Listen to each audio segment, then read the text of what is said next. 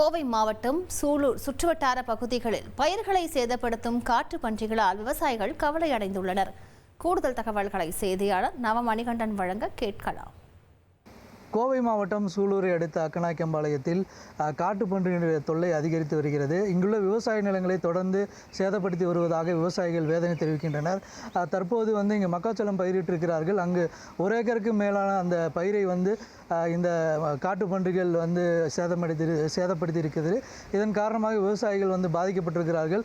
பாதிக்கப்பட்ட விவசாயிகள் நம்மிடம் இருக்கிறார்கள். அவங்ககிட்ட கேட்பாங்க, என்ன மாதிரியான பாதிப்பு இந்த காட்டுப்பன்றிகள் ஏற்பட்டிருக்கு? அதாவது விவசாயம் எது பண்ணாலுமே பீட்ரூட்டு எந்த பொருளாக இருந்தாலும் தக்காளி, இப்போ நாங்கள் பீட்ரூட்டும் போட்டிருக்கிறோம். மக்காசோளத்தை ரொம்ப சேதம் பண்ணிடுச்சு எங்களுக்கு. அதுக்கு நீங்கள் பாதுகாப்பு கொடுத்து எங்கள் உயிருக்கும் பாதுகாப்பு கொடுக்கணும். எந்த நேரத்தில் அது நைட்டு எந்த நேரம் வருது எப்போ போகுதுன்னே தெரியாது. நாங்கள் பிரைவேட் லிமிடெட் கம்பெனி ஆரம்பிக்கலாமா இல்லை பார்ட்னர்ஷிப்பில் ஆரம்பிக்கலாமா? எது கன்ஃபியூஷன்? ஒரு எக்ஸ்பர்ட் கிட்ட பேசுகிறோம். எப்படி? பாஸ்வாலா பி த பாஸ். வெளியே வர்றதுக்கு பயந்துக்கிறோம். அப்புறம் டிராக்டரி கொடுத்து ஒரு தம்பியுமே இன்னொரு பெரியவங்க 2 பேர் காடகமாக டிராக்டரியிலே போனாங்க 3 நாள் தொடர்ச்சியாக. அதாவது 11 மணிக்கு மேற்பட்டு 4 மணி வரையில் இது பண்ணாங்க.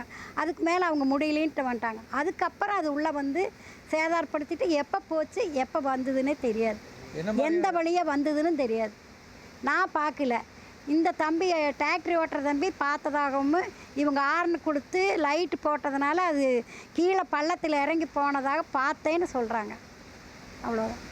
தொடர்ந்து இவர்கள் இந்த காட்டுப்பன்றியோட தொல்லை அதிகரித்து வருவதால் கேரளாவை போன்று இங்கும் துப்பாக்கியை கொடுத்தால் காட்டுப்பன்றிகளை கொல்வதற்கு நாங்கள் மேற்கொள்ள இருக்கிறோம் என்று தெரிவிக்கிறார்கள்.